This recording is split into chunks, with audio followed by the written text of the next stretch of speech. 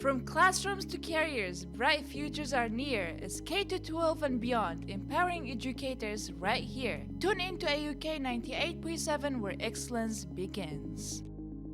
Hello and welcome K-12 and beyond, advancing teaching and learning, podcast number 2.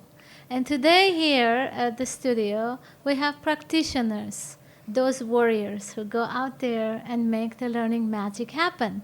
So I will let you introduce yourself. Let's start with you, sir.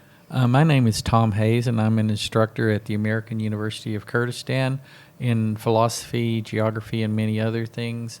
And I'm also the director of AUK Leopard Radio. Nice to have you at Thank your you. radio station. Dr. Evelyn? Hi there, I'm Evelyn Doman. I'm Associate Professor of Applied Linguistics and TESOL at the University of Kurdistan. Welcome, Dr. Evelyn. And I'm Nonna. I'm coming from Armenia, from the city of Sun, from Yerevan, and I'm really honored to be here. I'm Solid certified English instructor with very extensive experience in educational management and teaching. Yeah, nice being here. It's nice to have you, and so let's start our conversation. Mr. Hayes, could you begin by telling us a bit about your background and how teaching philosophy has evolved over the years for you? Obviously, when you first start off as a teacher, you don't really know much about teaching, and maybe you have a lot of theoretical knowledge about what you're supposed to be doing in the classroom, and that obviously has to change over time as you begin to learn how you're actually supposed to do your job. But you're asking me about my background. I've had a very varied background. I was in the State Department before I was a diplomat for many years, and like I said, I've been teaching philosophy and geography and other things since I've been here. My formal education is actually in German, and I have a master's degree from the University of Tennessee in German. All right, thank you, Dr. Doman. You have worked in teacher education and applied linguistics for many years. What first drew you to exploring how teachers think about and refine their practice? Okay, so in the United States, I'm a certified English teacher. So I think by going through an education program that helped to refine, my ideas about teaching and having an active classroom, keeping students kinesthetically involved. These days, I do a lot of research about teachers and teacher training, and I'm really interested in the kinds of strategies and methods that they're using in the classroom. I like going to conferences like this so that I can kind of share some of the things that I've learned throughout my experience and try to help the teachers try to improve their best practices in teaching as well. I really appreciate opportunities like this to come together. Thanks, Dr. Doman. And Ms. Poghosyan, you have supported teachers across different contexts. How do you personally define teaching philosophy, and why do you think it matters? Oh, for me, teaching is a passion. Really, I love it, and every interaction with a student is a single case that needs to be reflected upon, reviewed, planned, organized. It's really, really a good journey that you need to treat with a lot of respect and love. That's teaching for me. It's a rewarding process. And now I'm at this conference presenting learning autonomy and how to develop learning autonomy. I know that's not a new topic, but there is always a lot of place to go with that. And a good teacher for me starts, not only for me, it's a Buddhism thing, but a good teacher prepares the student prepares for the moment when he's no longer there. That's the whole idea about learning autonomy, because it's not it's a part of the life, yeah, right? And it finishes once, this college, school, university, and then the student goes out and should be ready for life. And here is when these skills that he has, other than the subject, especially nowadays, when the information is so easy, matter of fraction of seconds, right, that he could apply in real life. And that's what I'm going to explore here. Thank you, and that's a great segue to ask my next question, because we all as educators have our philosophy, our beliefs. But how do we bring that into classroom and actually manifest through each student that philosophy? Would you mind sharing how so far has that been possible for you? Maybe we start with Dr. Doman. Okay. So my teaching philosophy is basically active learning, engaging with Bloom's taxonomy and Gardner's multiple intelligences, and having students be active in every classroom. I never want my classroom to be repetitive where students kind of get bored with the routine and they know what to expect. Instead, I want every lesson to be a surprise. So I think the way that I portray that in the classroom is by scaffolding my activities, letting students know what the learning outcomes are and what they're expected to do throughout this lesson, letting them know that they're not going to sit at their desk and just take notes or just listen, but that they're going to be actively involved with the materials by getting up out of their desk, doing things that might be taped on the wall around the classroom or working with pairs or groups. So by modeling and scaffolding the activities, they come to know what's expected, and then they know what they have to produce as well. All right, thank you. Tom? Well, I also believe in student-centered learning as well. And I always also try to have activities, fun activities for my students in class. I find that if it's just a lecture-based thing every time, then the students get bored and they drift off and so forth. So it is really important to have good activities to keep the students focused, but they have to be relevant ones as well and tied to whatever lesson it is that you're trying to teach. And really my main goal in teaching has always been to try and foster critical thinking with students, and I think a good way to do that is to get them to question their own beliefs, and I always try and do that in class, no matter what we're teaching, to get them to come back around and look at whatever it is they think that they know about the world and see if that's really true after we discuss it. And I think that's really important in terms of building their critical thinking skills.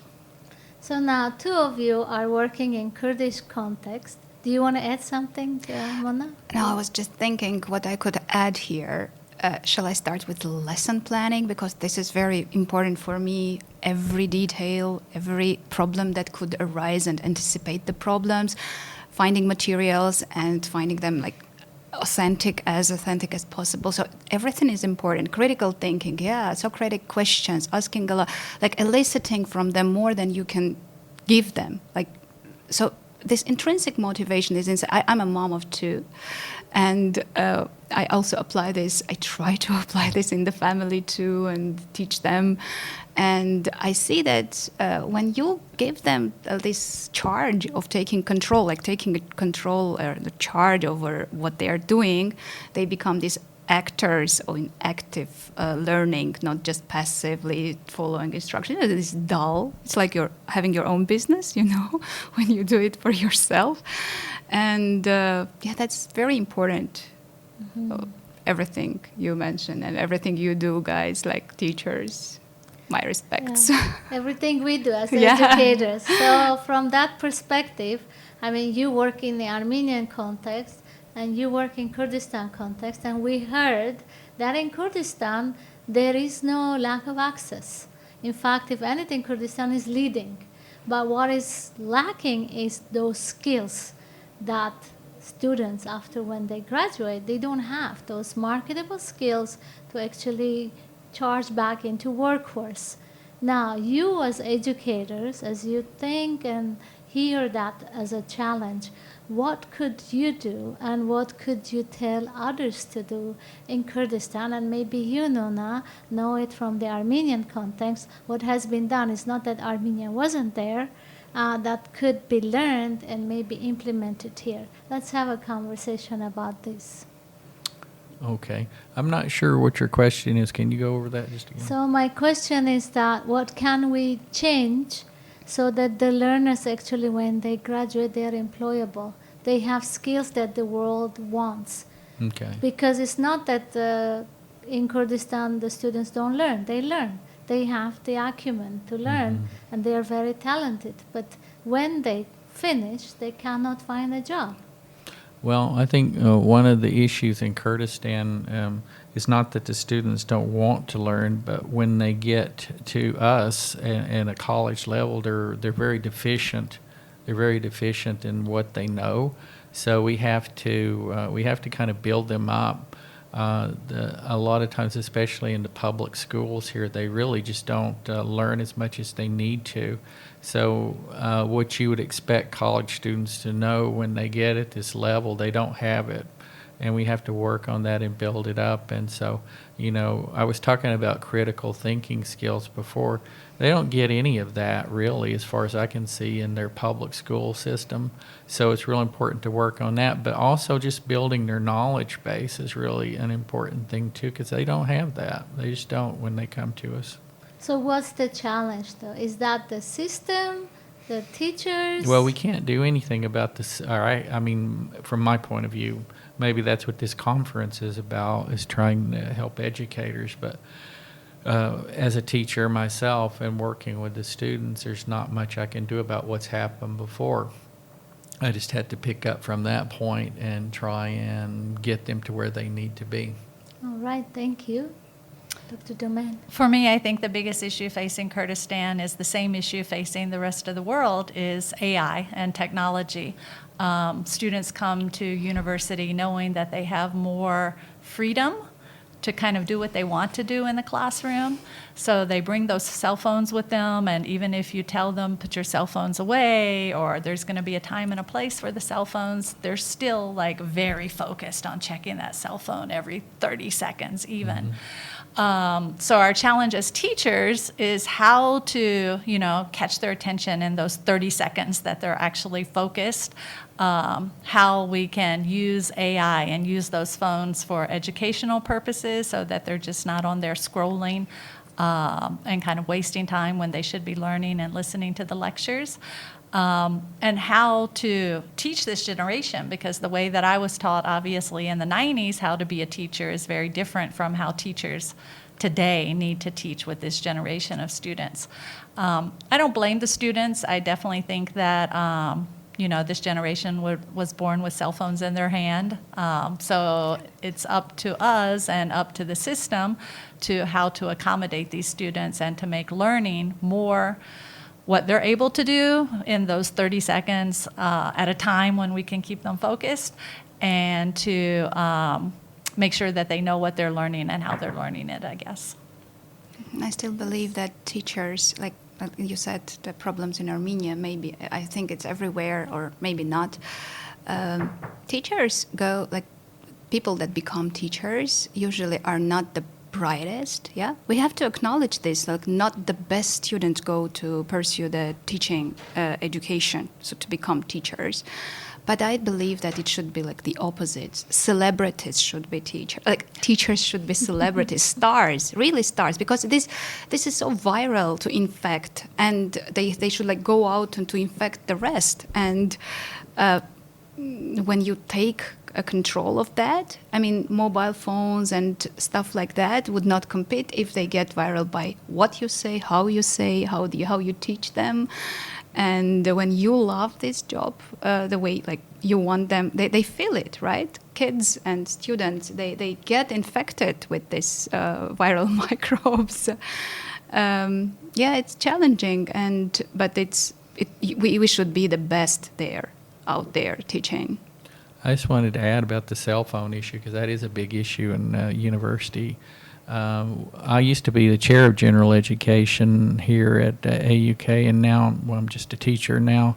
I used to, in all of my classes, I don't allow them to have their cell phones. I make sure that they put them on the desk at the front of the class, unless we're doing some activity that involves checking things on the internet or something like that. I think that's another thing we have to do as educators, is we have to set limits in the classroom in terms of what they're able to do. And the cell phone is oftentimes more of a distraction than an aid, I think, in education. So we just need to limit that, in my mind. So in the previous podcast, Dr. Randall said that we as educators lack courage, or maybe not lack, but we need more courage. Why? Because he said that AI is here, right? We can hide from it, we can curb it, but I think we should embrace it, and in a way that will help the students and the teachers, right? So I think our task as an educator for this century to actually to enable the students to prevail and to have those employable skills, to be infected by that love of learning and curiosity, is actually we ourselves have to understand what is this tool. And now my question would be, are the universities now here in Kurdistan and maybe in Armenia and what we hear and read in the world embracing AI? Are they actually enabling the teachers to understand that tool and use it to help the students? Are we doing enough? In your respective spots, maybe we can talk about that. Dr. Evelyn? So I'll go first. I definitely don't think we're doing enough at this point. I think AI is still relatively new and teachers don't know how to deal with it right now. A lot of teachers will take away the phone or tell them not to get on the computer as one way to solve the problem. And I definitely think it solves the problem then and there, but it's not solving the problem long term. So I think until we find out how we can incorporate AI into our class and this technology into our lessons, that we're not going to get to the root of the problem and solve it. There are, new workshops that are being done. I'm an English teacher, so in the field of ESOL, there is being some momentum about how to integrate AI into your lessons and how to embrace this for the students, but I still think that we have a long way to go. I think we may not be there for another 5 years. Mm-hmm. I guess my view is, I agree with what you're saying. I really do, that we do need to do more to integrate this into the classrooms. But I'm more of a traditionalist in terms of education. I think I'm not sure sometimes when I hear people talk about all the benefits of AI, if that's really true. That I don't think that there are just totally benefits involved in this. And I think there's a lot to be said for just having a student sit down and read a book.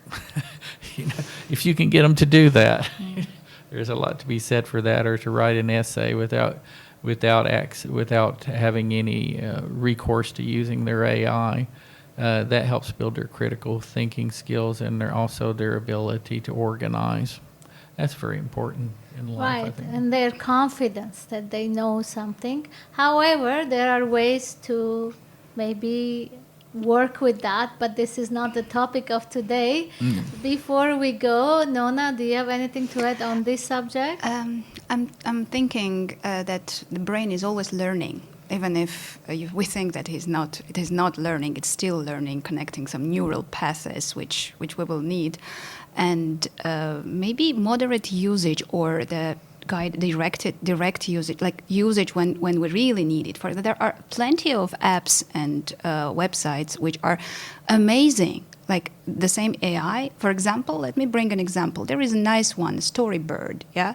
And if you know about it, that's a nice application that the kid can go in. He sees the pictures, and the pictures are so vivid, so bright, that it sparks this curiosity. What can be said about this picture? And you just create story, and you back up with these pictures, let's say. And at the end, working several days maybe or hours, you can have a nice colored vivid book which is yours. You are owner of this book. And if the teacher knows the techniques and can incorporate moderately, not always, but of course communication, collaboration, critical thinking, as you mentioned, all of them together, this could be a really good one. We cannot escape, as you said, Lusnejan. It's already here. Right, we have to embrace, and that's why within this conference also we have AI, embracing AI in education and for teachers, and definitely we also have at Kappa for students a new product that is coming, so stay tuned, because we definitely are not afraid of it. We want to embrace and help others to embrace that too. But before we go, one piece of advice that you would give to learners, not the teachers, but to learners. I'll go first. Learn to learn. there is a lot in that phrase. Learn how to learn, because education doesn't stop there. It's lifelong process, and you need to have all those love, passion, and skills. Learn how to learn. Thank you, Nonna. Dr. Doman. For me, it would be just relish the time that you're learning, because you're not always going to get the opportunity to get this education, especially if you're in a free education. I wish that I could go back and do my schooling all over again. I know that I would do it very differently from the way I did. But I think students today, they really take that for granted. And so I would like for them to know, like, enjoy it while you can, because adult life is not as much fun as you think it might be. True. It reminds me of my physics teacher. She was saying, try and read most of the books that you can now, because the minute you graduate, you will see what adult world is like, and it would be hard to read. And I was like, what is she talking about? But now I know. Now in retrospect, we know, right? Yeah. Tom? Well, I like both of those pieces of advice, and I think they're both valid. And I guess one thing that I would tell the students is to not worry so much about your grades. You see that here a lot, especially at the American University of Kurdistan. A lot of the students are very absorbed in their GPA and trying to keep it high. To me, it's not important at all, and I never, in the job world, I never had anyone ask me, okay, why didn't you get a 4.0 in calculus or something? That thing has never come up in my career. It's more important to build your skill sets and your knowledge than to worry about such things that really don't matter at the end of the day. I think that brings for me an idea. I really would love to call a few students and teachers and have this conversation, because yes, the students always want to have the highest grade, as if it's going to open all the doors, but yet we know it doesn't. But that to be continued. Thank you so much. It was such a lovely conversation. And with this, we close episode 2, K-12 and beyond. Thank you very much. Thank you. Thank you. You've been listening to K-12 and Beyond, where teaching meets tomorrow. Keep aiming for excellence only on AUK 98.7.